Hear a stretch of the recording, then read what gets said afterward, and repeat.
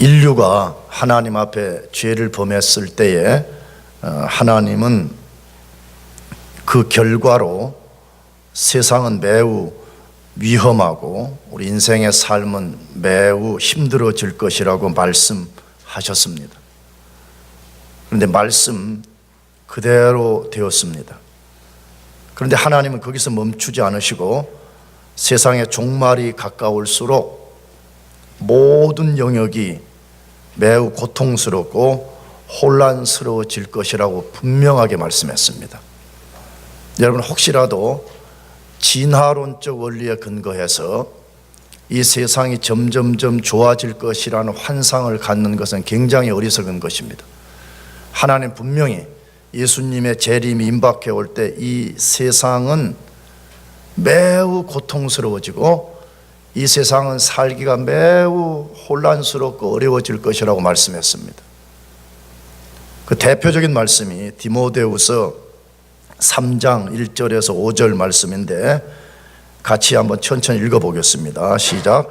내가 이것을 알라. 말세에 고통하는 때가 이르르니 사람들은 자기를 사랑하며 돈을 사랑하며 자긍하며 교만하며 회방하며 부모를 거역하며 감사치 아니하며 거룩하지 아니하며 무정하며 원통함을 풀지 아니하며 참소하며 절제하지 못하며 사나우며 선한 것을 좋아 아니하며 배반하며 팔며 조급하며 자고하며 쾌락을 사랑하기를 하나님 사랑하는 것보다 더하며 경건의 능력은 부인하는 자니 이 같은 자들에게서 내가 돌아서라. 아주 분명하게 말씀하셨죠. 말세에 뭐하는 때가 온다고요? 고통하는 때가 이를 것이라 그랬잖아요. 여기 말세라는 말은 예수님의 재림부터 초림 전 기간을 말하는 게 아주 분명합니다. 그러나 말세의 말세, 예수님 재림이 임박해 올수록 매우 고통스러운 삶이 우리에게 주어질 것이라고 말씀했습니다. 그러면서 이 세상이 굉장한 혼란에 빠진다고 하는 근거들이 뭐예요? 여기에 이렇게 한다, 이런 일을 잘 보면 뭐죠? 다 질서를 깨뜨려 버리는 것들이에요. 뭐 부모를 거역한다 할지, 서로 무정한다 할지, 사람끼리의 어떤 원한을 풀지 않는다 할지, 이런 것들이 하나님이 세우신 질서를 깨뜨리는 거잖아요. 질서를 깨뜨리면 혼란이 찾아오는 거잖아요. 그래서 종말, 오늘 이 시대는 점점 갈수록 고통과 혼란이 가중될 것이라고 분명하게 말씀하고 있습니다. 그렇다면 이런 고통과 혼란의 시대를 사는 지혜가 무엇이냐 하는 것이, 다시 말하면 이런 시대 속에 우리는 어떻게 살아야 되냐는 거예요. 어떻게 사는 것이 그런 고통과 혼란 속에 우리가 빠져들지 않을 수 있냐는 거예요. 오늘 본문이 속한 여호수아 22장 전체에서 잘 가르쳐주고 있습니다. 여호수아 22장 전체가 그것을 아주 우리에게 잘 가르쳐주고 있습니다. 그런데 오늘 읽은 본문의 배경을 우리가 좀 이해해야 되는데, 같은 동족인 이스라엘 지파가 서로를 축복하고 헤어졌습니다. 그런데 헤어지자마자 전쟁을 치를 위기에 빠졌습니다. 왜 그랬죠? 요단 동편의 두 지파 반, 오늘 요 동편 서편 이야기를 많이 하는데 혼동 없이 잘 들어야 됩니다. 요단강을 경계로 해서 요단 동편의 두 지파 반이 먼저 땅을 차지했잖아요. 그 사람들이 루벤, 갓, 므낫세 반 지파였습니다. 근데 그 두 지파 반에 속한 남자들이 요단을 건너와서 서편의 9지파 반과 함께 7년간 정복 전쟁을 했습니다. 전쟁을 마쳤을 때 여호수아와 9지파 반이 동편의 두 지파 반을 돌려보내면서 엄청난 축복을 했다라고 되어 있습니다. 그것이 여호수아서 22장 1절에서 9절에 소개되어 있습니다. 우리가 한 두어 달 전에 우리가 읽었었죠. 7년 전쟁이 마치고 동편 지파를 돌려보낼 때 그냥 빈손으로 돌려보내지 않고 엄청난 재물, 그 다음에 엄청난 복을 줘서 돌려보냈습니다. 그런데 동편으로 돌아가던 두 지파 반이 강을 건너기 전에 서편 땅 끝부분에 엄청나게 큰 단을 세웠습니다. 우리 성경은 볼만한 단이었다 그렇게 표현되어 있죠. 이거 원래 히브리어 말대로 어마어마한 단을 쌓았더라 이렇게 되어 있어요. 그런데 그것이 서편 지파를 자극했고 전쟁을 일으킬 뻔한 이유가 되었습니다. 그렇다면 왜 동편 지파는 단을 쌓았고 그것이 서편 지파를 자극하게 되었을까요? 22장을 끝까지 읽어보게 되면 동편 지파는 자신들이 서편 지파와 한 민족임을 표시하는 증거로 단을 쌓았습니다. 요단강이 경계가 돼서 갈라져 버리면 혹시 나중에 시간이 지난 다음에 서편 지파가 우리 동편 지파 관계없다 말할까 봐서 그 증거, 우리는 너희와 하나다고 하는 것 때문에 단을 쌓았고, 반대로 서편 지파는 그 단이 하나님이 금하신 번제단을 쌓은 것으로 오해했기 때문이었습니다. 나중에 오해가 풀려서 다행히 전쟁을 하지 않게 되었습니다. 자, 그렇다면 이제 우리 가장 큰 질문이에요. 왜 하나님은 해프닝으로 끝난 이 사건을 여호수아 22장에 길게 기록하게 하셨을까 하는 것이에요. 그냥 오해에 의한 해프닝이었잖아요. 그러면 그냥 역사 속에 그냥 사라져도 되잖아요. 근데 왜 하나님이 이 사건을 22장에서 아주 길게 기록하셨을까 하는 것입니다. 다 이유가 있는 거죠. 성경 단 토시 하나라도 의미 없이 써놓은 것이 없잖아요. 하나님이 의도하시는 것이 있었다는 거예요. 그 의도는 뭐죠? 이 사건을 통해서 이스라엘에게 다가올 고통과 혼란의 시대를 대비하게 하려는 것이었습니다. 성경을 기록한 목적 중에 하나가 그것이에요. 어떤 사건, 어떤 메시지를 전달할 때는 한편에서는 앞으로 장차 다가올 어떤 위기가 있다는 거예요. 그런데 이스라엘 공동체 앞에는 이스라엘이 알지 못하는 고통과 혼란의 시대가 지금 다가오고 있었다는 거예요. 그래서 하나님 그 사건을 통해 가지고 하나님이 그들에게 교훈을 주는 것이었습니다. 그러면 다가올 혼란과 고통의 시대가 무엇이었어요? 우리가 알듯이 여호수아가 죽고 나서 이스라엘은 바로 사사시대로 도래했습니다. 그래서 여호수아서가 끝나면 그 다음이 뭐죠? 사사기가 전개가 됩니다. 그런데 사사시대에 접어들었을 때 나라가 매우 큰 고통과 혼란에 빠졌습니다. 계속 죄를 반복해서 짓는 역사가 일어났습니다. 그래서 사사기서를 흔히 말하면 또의 역사라 그렇게 표현해요. 무슨 역사요? 또 다시 또 반복한다 그러면 어게인 그 말이에요. 죄를 짓고 하나님이 구원해 주면 또 죄 짓고, 고통받고 부르짖으면 하나님이 구원해 주면 또 죄 짓고, 이걸 계속 반복한다는 거예요. 그래서 사사기는 또의 역사, 고통과 혼란이 계속 일어난 역사였습니다. 그런데 여기서 끝난 것이 아니라 사사기서 끝까지 읽어보게 되면 이스라엘 12지파끼리 전쟁을 해서 베냐민 지파가 거의 사라져버렸어요. 11지파가 베냐민 한 지파를 거의 몰살시켜버렸어요. 하나님의 관점에서나 이스라엘 역사의 관점에서 도저히 있을 수 없는 일이 벌어졌죠. 왜 그러죠? 이스라엘 전체는 하나님의 백성들이었습니다. 이스라엘은 또한 아브라함, 이삭, 야곱을 통해서 온 한 가족이었습니다. 그런데 이제 한 가족이 한 일이 뭐예요? 한 형제 지파를 거의 몰살시켜버리는,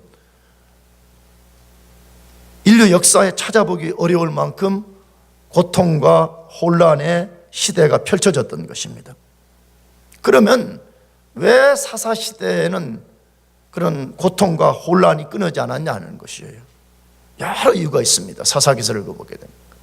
그러나 오늘 본문의 근거에서는 그들이 여호수아서 22장의 교훈을 따르지 않았기 때문입니다. 하나님은 여호수아가 사라진 이후에 이스라엘에 어떠한 고통과 혼란이 찾아올 것이며 그것이 찾아왔을 때 어떻게 극복할 것인가를 22장의 사건을 통해서 아주 분명하게 알려주시는 거예요. 근데 그것 제대로 안 들은 거예요. 만일에 그들이 22장의 메시지를 정확하게 배우고 따랐다면 사사시대는 그런 고통과 혼란에 빠지지 않았을 것입니다. 오늘도 똑같습니다.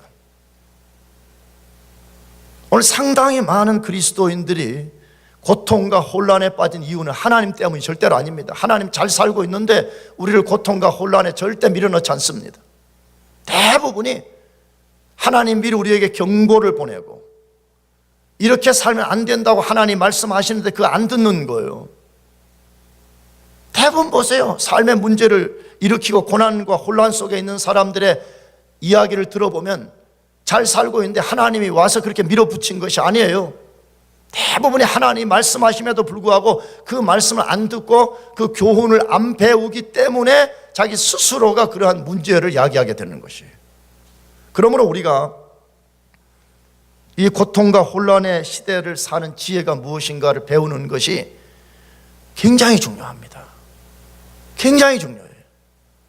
그냥 하나님 내 부자 되게 해주세요. 아니 그런 것보다 내가 볼 때는 100배, 1000배, 10,000배 중요합니다.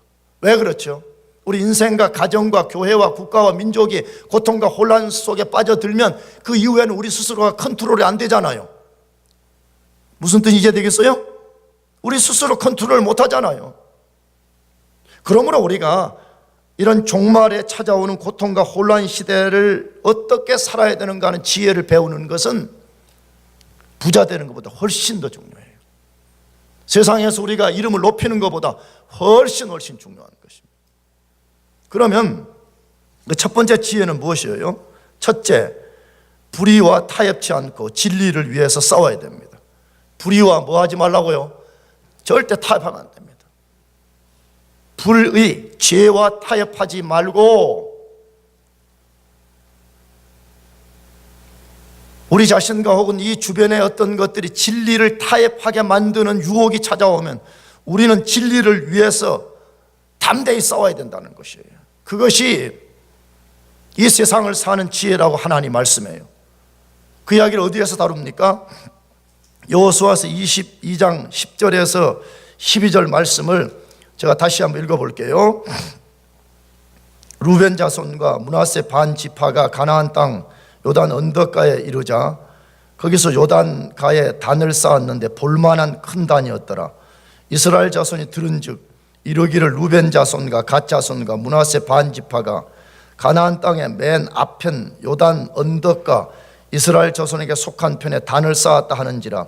이스라엘 자손이 이를 듣자 곧 이스라엘 자손의 온 회중이 실로에 모여서 그들과 싸우려 가려 하니라 라고 되어 있습니다. 무슨 이야기를 다루고 있죠? 요단 서편 지파들, 그러니까 9지파 반을 말해요. 요단강을 건너간 9지파 반을 요단 서편 지파라고 부르는데 동편 지파들이 요단을 건너기 전에 강가에다가 큰 단을 쌓았다는 것을 듣게 되었습니다. 그 사실을 듣자마자 서편 지파 전체가 실로에 모여서 동편 지파와 싸우러 가자고 결정을 했다라고 되어 있습니다. 왜 서편 지파가 그렇게 분노해서 동편의 형제 지파를 치러 가자고 결정한 것입니까? 그 이유를 16절 이하에 소개하고 있습니다. 앞에서 잠깐 말씀드렸지만 서편 지파는 동편 지파가 강가에 단을 쌓은 것은 하나님이 레위기서 17장, 신명기 12장 5절 이하에서 금하신 제단을 쌓은 것으로 받아들였습니다. 자, 그렇다면 레위기서와 신명기서에 하나님 무엇을 금하셨는가를 정확하게 이해하는 것이 필요한데 신명기 12장 5절에서 6절의 말씀을 우리가 같이 한번 읽어보겠습니다. 거기 뭐라고 하나님 말씀하셨는지 같이 읽어보겠습니다. 시작. 오직 너희 하나님 여호와께서 너희 모든 지파 중에서 택하신 곳인 그 거하실 곳으로 찾아 나가서 너희 번제와 너희 희생과 너희의 11조와 너희 손의 거제와 너희 서원제와 낙헌 예물과 너희 우양에 처음 낳은 것들을 너희는 그리로 가져다가 드리고, 제가 7절까지 읽어보려고 그래요.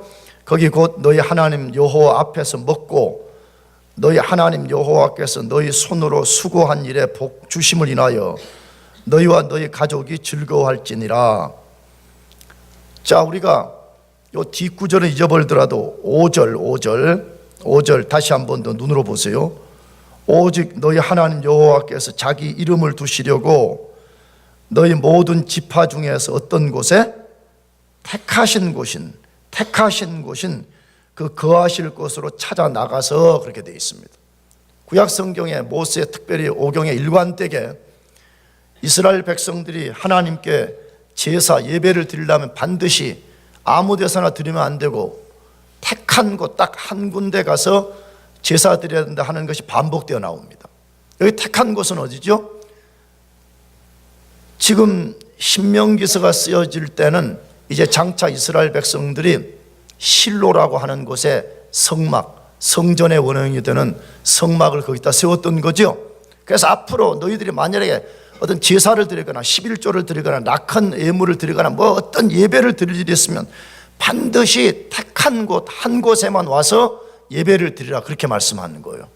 자, 그러면 왜 하나님은 택한 곳 한 곳에만 와서 예배를 드리라 하셨을까 하는 것이에요.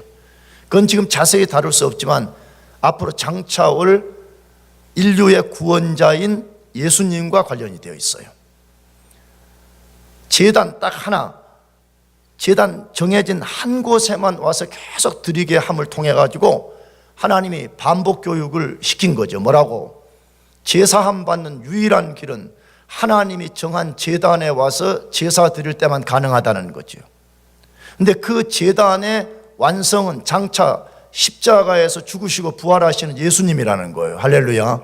그러므로 제단이 뭐냐 하면, 제단은 이런 거 제단 아니에요. 한국교회는 자꾸 무슨 강대상을 제단이라 그러고 여기를 막 굉장히 막 신성시 만들고 이러는데, 글쎄 깨끗하게 만든다는 개념에서는 좋은 거지만 여러분, 이런 것은 절대 제단이 아니에요. 아시겠어요? 제단은 뭐밖에 없다고요?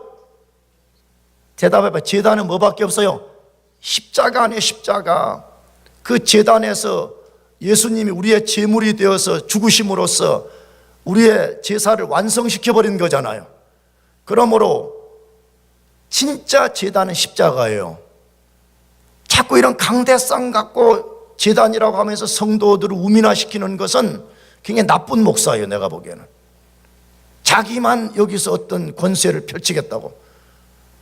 우리가 알지만 칼빈, 우리 개혁교회의 이론을 세운 칼빈은 스위스 제네바에서 설교할 때 처음에는 나중에는 물론 조금 변했지만 처음에는 사과 개짝 같은 그걸 앞에 놓고 설교했다잖아요. 여러분, 진짜 제단은 이런 것이 아니에요. 십자가만이 진정한 제단이에요. 십자가를 통해서만 우리가 유일하게 구원받는 길이잖아요. 그래서 하나님이 제사 드릴 때 반드시 내가 선택한 곳, 내가 정한 그곳에만 나와서 제사를 드려라. 그리고 다른 곳에 일절 제단을 세우지 말라. 이게 하나님의 반복된 메시지였어요. 그런데 동편 지파가 요단강을 건너면서 단을 쌓았을 때 서편 지파는 그것이 하나님의 명령을 정면으로 거역하는 불순종의 행위로 이해했던 것입니다. 하나님이 하지 말라고 단 쌓지 말라고 말해요. 어떤 것도 하지 말라고 한 그 행위를 한 것은 하나님을 떠나는 것이고 하나님을 배신하는 것이라고 그들이 이해했습니다. 그런데 서편 지파는 얼마 후에 동편 지파가 쌓은 단은 하나님이 금하신 제단이 아닌 것을 알았습니다. 제단이 아니라 어떤 표시를 만들기 위한 하나의 마뉴먼트에 불과하다는 것을 알게 되었습니다. 그래서 전쟁이 시작되지 않았더라 그렇게 되어 있습니다. 그러면 하나님 이 사건을 통해서 우리에게 하시는 교훈이 뭐냐 하는 것이에요. 아까도 말했죠. 해프닝으로 끝나버린 이 사건을 통해서 무엇을 우리에게 교훈하려고 이것을 기록했냐 하는 것이에요. 비록 서편 지파가 오해에 의해서 그런 행동을 했지만 그들이 전쟁을 일으키려고 했던 동기가 옳다는 것을 알려주려고 그래요. 뭐가 옳았다고요? 동기가 뭐였어요? 그 동기는 하나님의 명령을 금하는 것, 다시 말해 하나님의 진리를 거스리는 것, 하나님의 진리와 타협하는 행위들을 일절 용납하지 않으려고 하는 그것 때문에 전쟁을 일으키려고 했다는 것이에요. 지금 하나님 우리에게 지금 그거 말씀하는 거예요. 특별히 여호수아 시대를 거쳐가는 이스라엘 백성들에게 그것 말하는 거예요. 비록 그들이 오해에 의해서 흥분해서 전쟁을 치를 뻔했지만 그건 절대 옳다고 지지할 수는 없지만 그들이 왜 전쟁을 일으키려고 했냐, 그들의 동기 자체를 너희가 배우라는 것이에요. 절대 진리와 타협할 수 없다는 거예요. 심지어 우리의 형제 지파라고 할지라도 하나님의 진리의 말씀을 대적하고 하나님의 진리의 말씀을 어그러뜨리는 것은 절대로 타협할 수 없다는 것, 이걸 서편 지파들이 보여줬다는 것이에요. 그래서 하나님이 그것을 픽업해가지고 성경에 기록해가지고 사사시대 백성들에게 듣게 하고 오늘 우리들에게 교훈하시는 것이에요. 무슨 교훈이라고요? 얘는 불의와 타협해서는 안 된다는 거예요. 진리를 위해서 피 흘려 싸우라는 거예요. 아멘이죠? 근데 이것을 거꾸로 하고 있다는 거예요, 교회가. 그래서 나는 지금까지 목회하면서, 그래서 나는 아주 작은 시골에서 목회하니까 내가 듣는 게 제한되어 있지만 어느 교회가 교회끼리 싸우고 난리 법석을 피우는데 진리 때문에 싸운다는 교회는 한 군데도 들어본 적이 없어요. 대부분이 교우들끼리 이해타산, 자존심, 상처 줬니, 매 그걸로 교회 싸우고 교회가 풍비박산이 나는 거잖아요. 하나님이 하라고 하는 일에는 안 해요. 하지 말라고 하는 일에는 목숨 걸고 싸우잖아요. 여러분, 고통이 가중되고 혼란스러운 이 시대에 우리의 존재 이유가 어디에 있어요? 그 세상 사람은 똑같이 말해요. 영원하지도 않는 그것 가지고 싸우라고 우리 부른 거 아니잖아요. 하나님 진리에서 싸우라는 게, 아멘? 진짜 목사가 하나님 말씀을 똑바로 안 전하면, 거짓을 전하면 여러분이 분연이 일어나서 목사님 이게 맞는 거냐고 말이에요. 그런 사람 별로 없어요. 물론 내가 초창기 때 설교 준비를 하다가 인용을 잘못해가지고 지금 제가 한국에 가서 교수하는 어떤 형제 하나 있는데 그 형제가 아주 조심스럽게 찾아와가지고, 목사님 오늘 인용하는 거 이거 오늘 뭐가 좀 잘못된 거 아닙니까? 순간 내가 아이쿠야, 집에 가서 찾아봤어. 잘못됐더라고. 내가 잘못했더라고. 그래서 내가 정중히 사과했어요. 형제님, 내가 정신을 똑바로 못 차려가지고 인용을 잘못했다고 사과했어요. 사과. 여러분, 그런 게 멋진 거예요. 아멘. 쓸데없이 목사가 소리를 깨 질렀니, 넥타이가 마음에 드니 안 드니, 왜 목사가 가운을 입지 않아. 여러분, 그게 뭐가 중요해요? 그렇잖아요. 위대한 칼빈이 사과개짝 놓고 설교했다니까. 그렇잖아. 내가 한국 수원에서 목회하는데, 서울에서 목회하다가 수원을 내려갔는데, 나는 원래 좀 이상한 목사예요. 내가 봐도. 나는 가운 그런 걸 왜 입어야 되냐는 거예요. 왜 목사가 왜 가운 그런 걸 입어야 되냐는 거예요. 물론 전통적으로 왜 있는 나도 알죠. 여러분보다 신학을 했는데 내가 모르겠어요. 그러나 그런 걸로 목사의 권위를 만드는 거, 그런 건 아무것도 아닌 거예요. 아무것도 아니에요. 그래서 내가 수원에 담임 목회 가가지고 나는 가운 안 입었어요. 그냥 이런 식으로 올라가가지고 설교를 했어요. 근데 어떤 성도 집에 신방을 갔는데 그 성도님이 나한테 어겐스트 하는 말을 하는데 뭐냐, 왜 목사님 가운 안 입냐는 거예요. 지금 같았으면 내가 예 성도님 다음 주부터 입겠습니다 이렇게 했었는데, 그때는 내가 더 꼿꼿하게 살아가지고 말이에요. 아니 그게 뭐라고 있냐고 말이에요. 물론 소리를 이렇게 지르지는 않았지만 속에는 막 이렇게 했어요. 아니 그게 뭐라고 그걸 꼭 입어야 되냐고. 끝까지 안 입어버렸어. 요즘 같았으면 목사가 가운 안 입는 것 때문에 성도가 상처를 받고 교회 나오는데 갈등을 일으킨 다음에 2개씩 입어줬을 것 같아. 2개씩. 그리고 여기에 뭐 후드도 달았을 것 같아. 내가 이런 학위를 가졌습니다. 뭐 이런 것도 달았을 것 같아. 이해되지요. 이해 못하는 분들이 그렇게 말할 때 그 말을 이해할 수 있지요. 그런 것은 하나도 중요하지 않습니다. 진짜 중요한 것은 먼저 우리 자신들이 먼저 하나님 말씀에 순종하는 거예요. 그리고 교회 공동체가 혹은 우리 교회 밖에 어떤 교회들이 아니면 교회 밖의 사람들이 진리를 대적할 때에 우리가 그 진리를 지키기 위해서 피 흘려 싸우는 거예요. 아멘이죠? 그거 하라고 우리를 교회로 부르셨고 이거 하라고 하나님이 오늘 또 우리에게 호흡을 주신 거 아니에요? 근데 왜 이것이 사활적으로 중요하냐? 이것이 왜 죽고 사는 만큼 중요하냐는 것이에요. 진리를 지켜내지 않는 것이 얼마나 위험한지를 하나님이 성경의 역사를 통해서 우리들에게 알려주셨습니다. 대표적으로 앞에서 말씀드린 사사시대였습니다. 사사시대. 여호수아가 죽고 나자 사사시대가 도래했는데 철저하게 타락해서 모든 백성들이 반복된 죄를 지었고 죄로 인해서 백성들이 말로 다 표현하기 어려운 고통과 혼란을 겪었습니다. 이미 사사기서에는 역사에 없었던 성폭행, 심지어 사람을 죽이고 시체를 토막내는 것, 다 사사시대 안에 일어난 것이었습니다. 결혼할 배우자가 없다 해서 납치하는 것, 다 사사시대 안에 일어났던 것이었습니다. 동족을 다 몰살시키는 것, 사사시대 안에 일어난 것입니다. 왜 사사시대가 그렇게 되었다고요? 하나님의 진리의 말씀을 지키기 위해서 싸우지 않고 불의와 타협했기 때문에 그렇습니다. 여러분 생각해 보세요. 나도 이게 참 답답한 마음과 그 마음 갖고 목회하는 것인데 기독교 역사의 어떤 것을 읽어보게 되면 하나님이 하늘을 가르시고 우리 가운데 이 세상 가운데 임하셔서 하나님이 리바이벌, 부흥을 일으키는 역사들이 일어났다 그러잖아요. 근데 왜 오늘 우리 시대는 그런 것이 없는 거예요? 왜 우리는 오늘 많은 찬양을 부르고 목사가 설교도 많이 하고 성경도 많이 가르치는데 왜 그런 일이 안 일어나는 것이? 나는 이게 답답한 것이에요. 왜 답답하냐? 하나님은 어제나 오늘이나 영원토록 동일하신 분이라는 거예요. 그럼 도대체 뭐가 문제가 있냐는 거예요. 분명히 하나님께 문제가 있는 것이 아니잖아요. 하나님께 문제가 있는 것이 아니에요.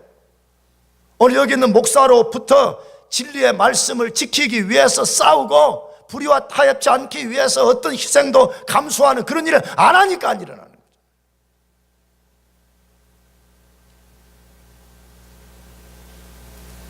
여러분 만일에 우리가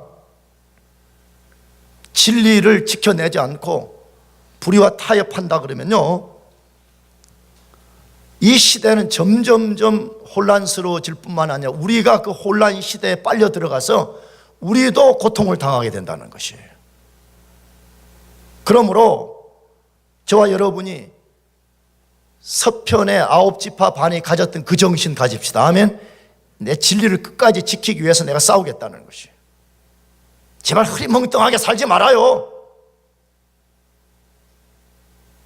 왜 그렇게 살라 그러지? 우리가 완벽하지는 않지만 그러나 우리가 완벽을 향해서 가야 돼요. 난 진리와 절대 타협하지 않겠단 말이에요. 나는 불의가 내 삶에 쳐들어올 때 나는 단 1cm도 내가 허용할 수 없다는 이 자세를 가지고 때로 피를 흘려야 된다면 피를 흘리라는 거예요. 인생을 희생해야 된다면 희생하라는 것이에요. 그것이 혼란 시대를 살아가는 지혜라고 하나님 우리에게 말씀하시는 거예요.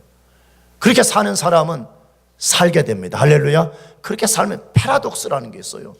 이 복음은 패러독스라는 게 있어요. 그 속에 예수님이 너 십자가 지고 날마다 죽고 나 따라오라 그러잖아요. 그런데 십자가 지고 우리가 진짜 주님 따라가면 죽는 게 아니고 진짜 살게 되는 패러독스가 있는 것처럼, 진리 위해서 내가 피 흘려 싸우고 희생하면 망하는 것이 아니라 오히려 살게 되는 역사가 일어난다는 것이. 여러분, 진리를 꽉 붙잡고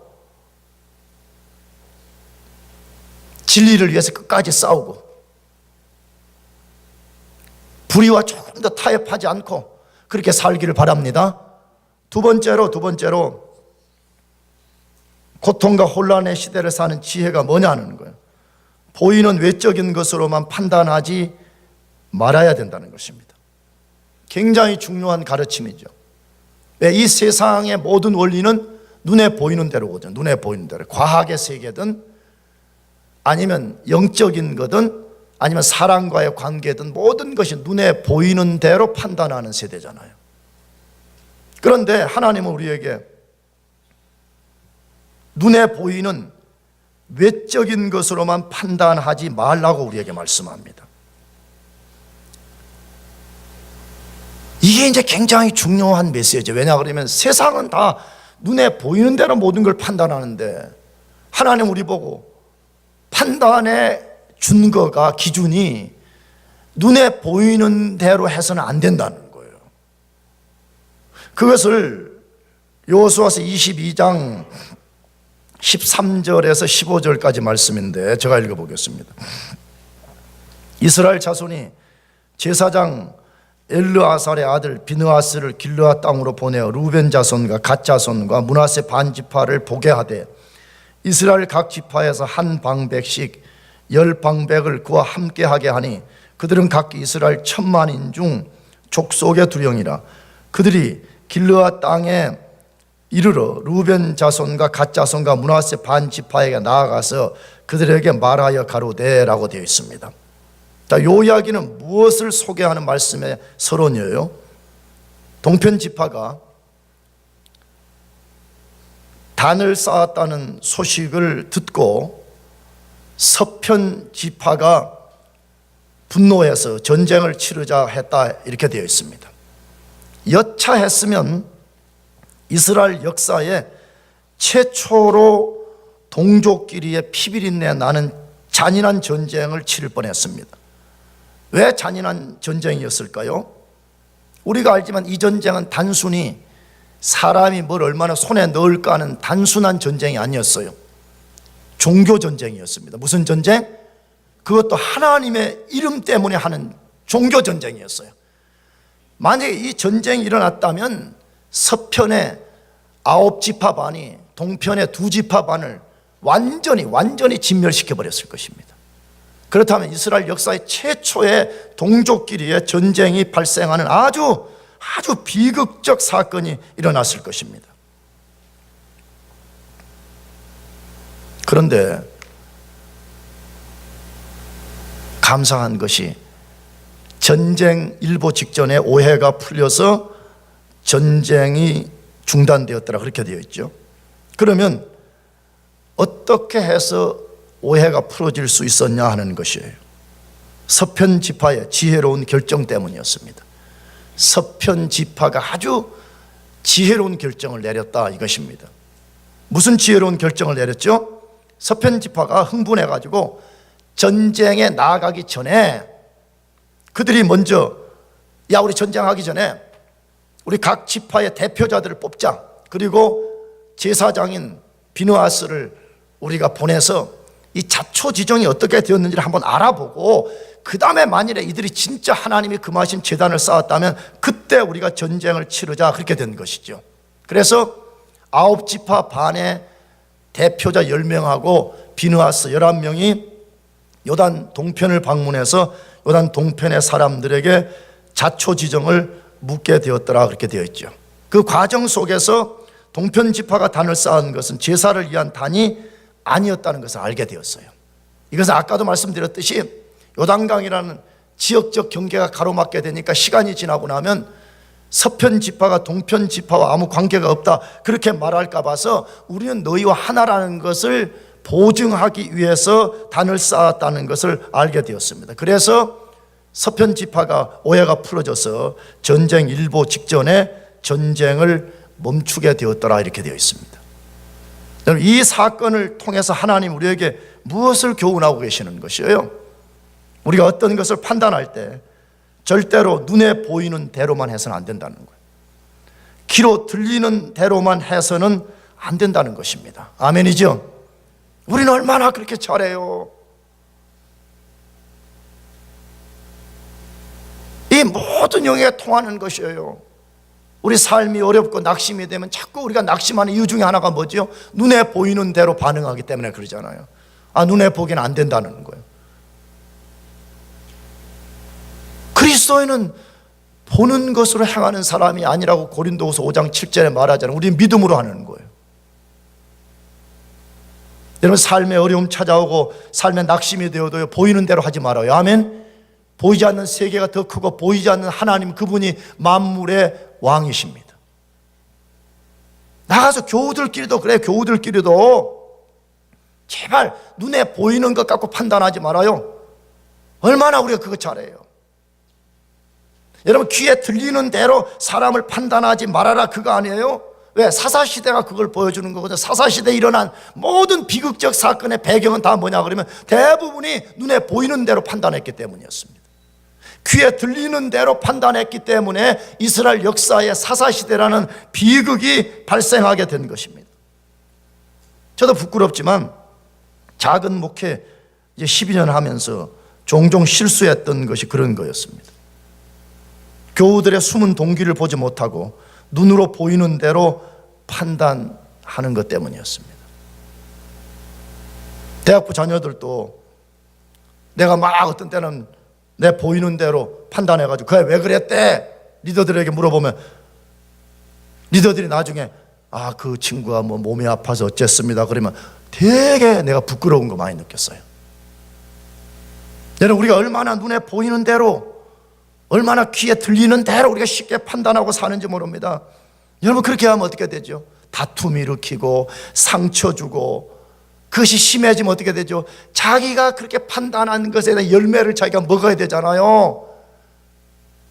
반대 메아리가 자기에게 돌아와서 고통받고 쓴 뿌리를 경험하고 오랫동안 한숨 내쉬어야 되고 그런 거 얼마나 많은지 모릅니다. 그래서 성경의 가르침은 아주 명백합니다. 보이는 대로 하지 말라는 거예요. 귀에 들리는 대로 판단하지 말라는 거예요. 그 중에 하나 말씀이 잠언서 18장 13절인데 같이 읽어보겠습니다. 시작. 사연을 듣기 전에 대답하는 자는 미련하여 욕을 당하느니라.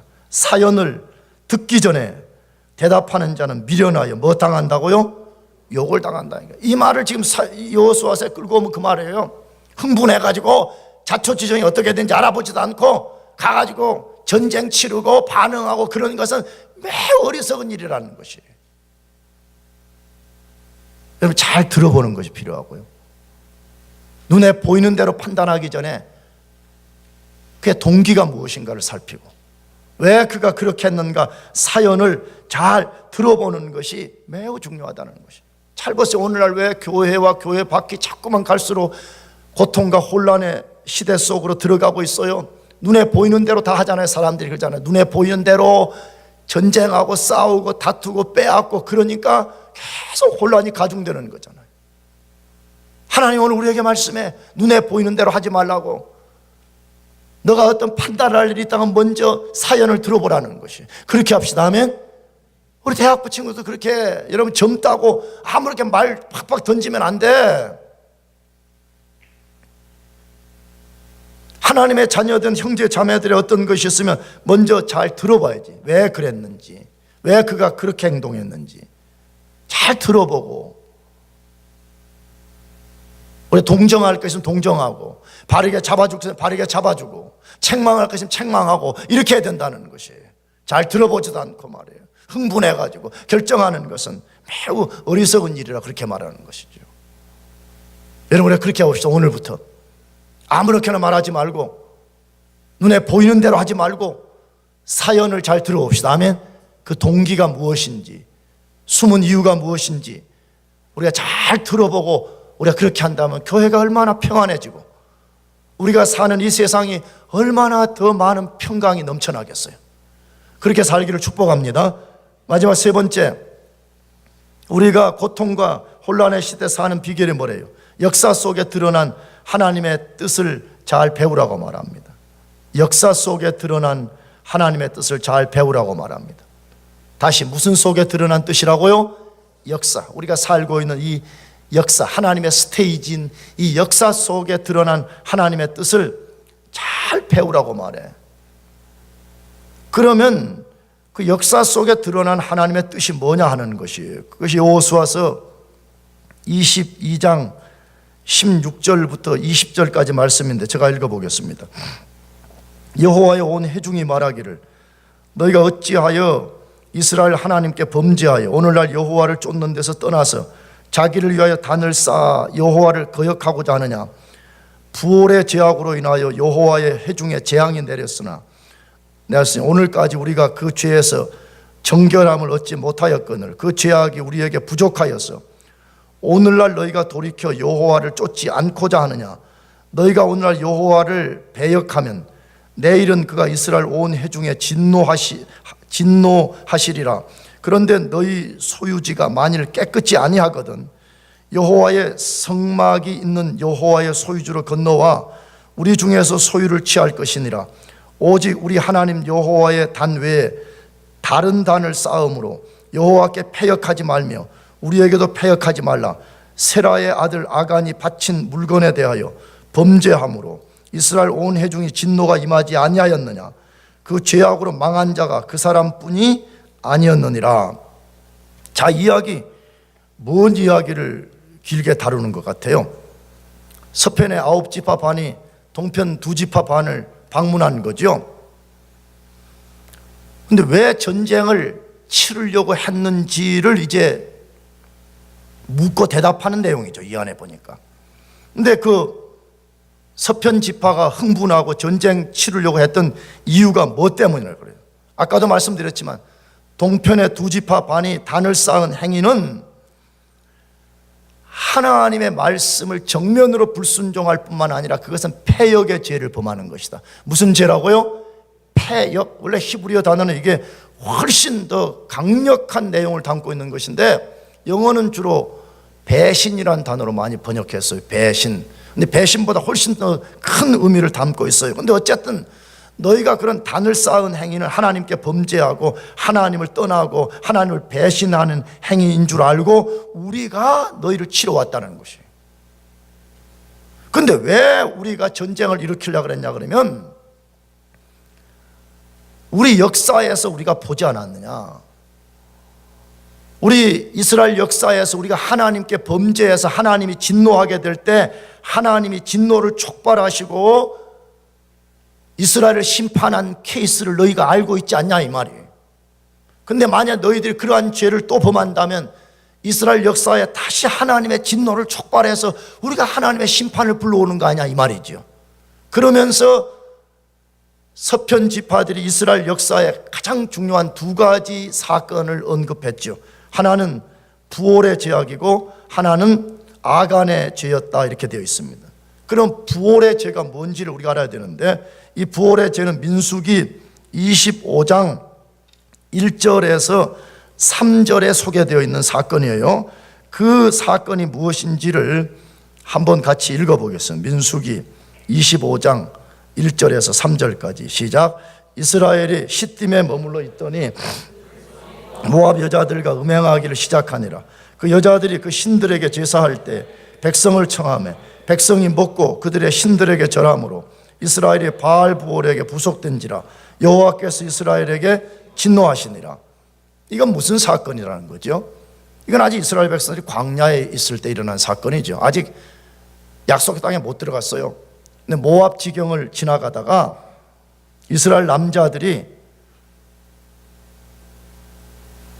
모압 종교의 이제 유혹을 받았는데 그 모압 종교의 특성 중에 하나는 모압 신전에 있는 아주 부정한 여자들과 성관계를 맺는 거잖아요. 그래서 이스라엘의 정신 빠진 남자들이 그 모압 여자들과 음행하기를 시작하니라 이렇게 되어 있습니다. 성적인 부도덕한 일을 저질렀다는 것이에요. 그때 하나님이 진노하셨다고 되어 있어요. 그래서 이때 하나님이 진노하셔서 심판을 내렸는데 그 심판을 내려서 그때 죽은 사람이 몇 명이냐? 민수기서 25장 9절에 보니까 그 연병으로 죽은 자가 24,000명이었다고. 몇 명이 죽었다고요? 24,000명이 죽었어요. 여러분, 우리가 이 동네에서 사람이 한 명만 죽었다, 자연사가 아니고 무슨 교통사고로 죽었다, 뭐 어쨌다, 여러분 해서 얼마나 놀래요. 여러분, 10명이 죽었다, 깜짝 놀라겠죠. 지금 몇 명이 죽었다고요? 24,000명이 죽었어요. 여러분, 이걸 보면 이스라엘의 광야의 역사는 죽음의 역사였어요. 계속해서 하루에 약 100명 가까이가 계속 죽어나는 역사였어요. 실제 보면 24,000명이 심판을 받아서 진멸되었더라, 그렇게 되어 있습니다. 뭐 때문이래요? 하나님이 금하신 죄를 범했다는 거죠. 하나님만 섬겨라, 우상 숭배하지 말아라, 성적인 부도덕에 빠지지 말아라 그랬는데 그 말씀 무시하고 이스라엘의 남자들이 모압의 여자들과 부도덕한 일을 저지를 때 하나님이 진노하셔서 그들을 죽였더라, 그렇게 되어 있습니다. 두 번째 사건은 뭐죠? 아간의 죄라고 되어 있죠. 아간의 죄는 여호수아서 6장과 7장에 소개된 사건입니다. 우리 잘 알잖아요. 하나님이 이스라엘 백성이 여리고성을 점령할 때 하나님이 아주 분명하게 말씀하는 게 있죠. 뭐지요? 내가 그 성을 점령하면 전리품을 단 하나도 취하면 안 된다 그랬습니다. 만일에 전리품을 취하면 이스라엘 진에 화가 임할 것이라고 분명하게 말씀했습니다. 이스라엘 어디에 임한다고요? 전체에 하나님의 진노가 임할 것이라고 말씀했습니다. 그런데 아간이 그 명령을 정면으로 무시하고 전리품을 취하고 숨겼습니다. 하나님의 이스라엘에서 아무도 몰랐습니다. 하나님은 알고 계셨습니다. 그래서 하나님이 이스라엘을 진노하고 심판했습니다. 그 방법이 뭐지요? 이스라엘 백성들이 아이성을 점령하러 갔다가 여지없이 참패를 당했을 뿐만 아니라 36명이 죽는 비극을 경험하게 하셨습니다. 여러분, 이 두 사건을 통한 하나님의 교훈이 무엇이에요? 하나님은 죄에 대해서 반드시 진노하시고 심판하신다는 거예요. 아멘. 죄의 삭은 사망이에요. 여러분, 혹시 죄를 아무렇게 여기고 죄 지어도 괜찮겠지? 여러분, 그거는요 아직 성경이 뭔지를 모르는 사람이에요. 따라합시다. 죄의 삭은 사망이니라. 죄의 삭은 반드시 사망이라는 값을 지불하게 되어 있어요.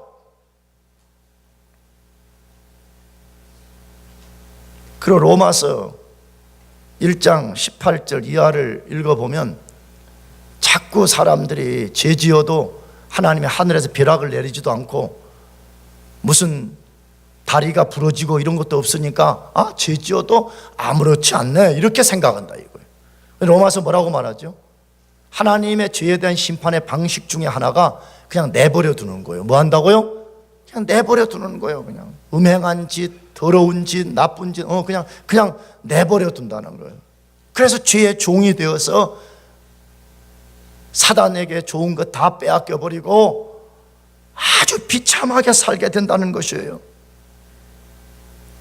하나님은 거룩하신 분이기 때문에 죄에 대해서 반드시 심판하시고, 하나님은 공의로우신 분이기 때문에 그 죄를 반드시 심판한다는 것을 우리가 분명하게 기억해야 됩니다. 아멘.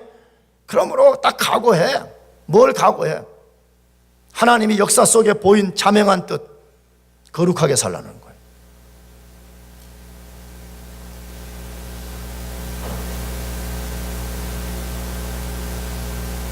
거룩하게 살 각오해요.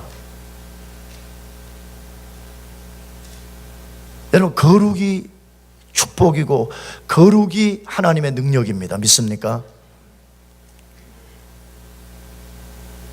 거룩하게 안 살아. 그리고 맨날 불을 내려달라, 불이 내려온 적 있었어요? 물어봅시다. 왜 자기를 속이려고 그러지? 불을 내려온 적이 없지 않아. 그러나 우리가 하나님 말씀에 순종해서 하나님이 역사 속에 보이신 그 뜻, 거룩하게 사는 우리가 이것을 따라가면요, 그럼 불 안 받아도 돼요. 야고보서 하나님 뭐라고 말했어요? 너희가 나를 가까이 하라. 그리하면 내가 너희를 가까이 할 것이다. 여러분, 이 속에 뭐가 들어있어요? 보이지 않는 하나님 우리가 어떻게 가까이 해요? 그 야고보서 문맥은 뭐예요? 거룩하게 살라는 거예요. 어떻게 살라고요? 우리가 하나님 앞에 거룩과 순결한 삶을 살면, 우리가 예를 들어서 한 발자국 하나님 앞에 다가가면 하나님은 10발자국 다가오고 있다 이 말이에요. 그러면 하나님 우리가 함께 하시면 무슨 불을 내려달라, 뭐 능력을 더 주십시오, 그런 거 안 해도 되잖아요. 하나님이 우리와 함께 하시는데 무슨 능력이 더 필요해요? 아멘. 거룩의 능력인 것이에요. 하나님의 뜻은 아주 자명해요. 아주 분명하게 역사 속에 드러냈어요. 죄 가운데 사로잡혀 살면 진노하시고요, 하나님이 그 죄를 다루신다고 말씀해요. 그러므로 고통과 혼란이 가중되는 이 시대 속에 하나님의 자녀들인 우리가 사는 지혜의 삶은요, 거룩하게 사는 거예요. 거룩하게. 이번 학기를 마치면서 또 여러분들이 여행하고 또 한국을 오고 가고 하면서 항상 명심해요. 난 하나님 앞에 거룩하게 살겠노라고. 여러분, 그런 사람은 반드시 하나님의 은혜로 살게 됩니다. 여러분 모두가 그렇게 되기를 축복합니다. 기도하겠습니다. 우리 같이